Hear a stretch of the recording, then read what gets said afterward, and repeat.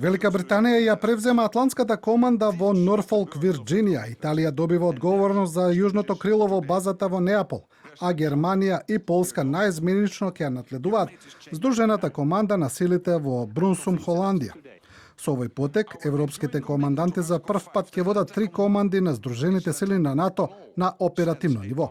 Извори од НАТО инсистираат дека станува збор за преземање поголема одговорност од страна на европските нации за одбрана на континентот, а не за повлекување на Трамп од алијансата.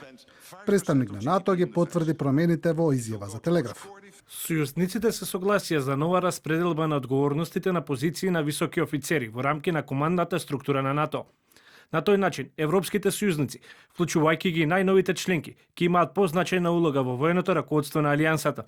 Реорганизацијата доаѓа во време кога американскиот претседател се закани дека ќе ја намали улогата на Соединетите американски држави во алијансата и размислуваше за повлекување на трупите од Европа за да се фокусира на други закани како што е Кина.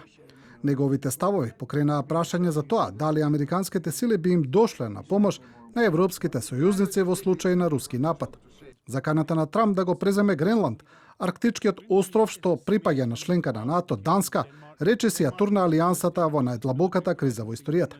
Како одговор на тоа, европските влади ги забрзаа напорите за зголемување на трошоците за одбрана, за да и докажат на Белата куќа дека континентот може да се потпре на соопствените сили во одбранбените прашања.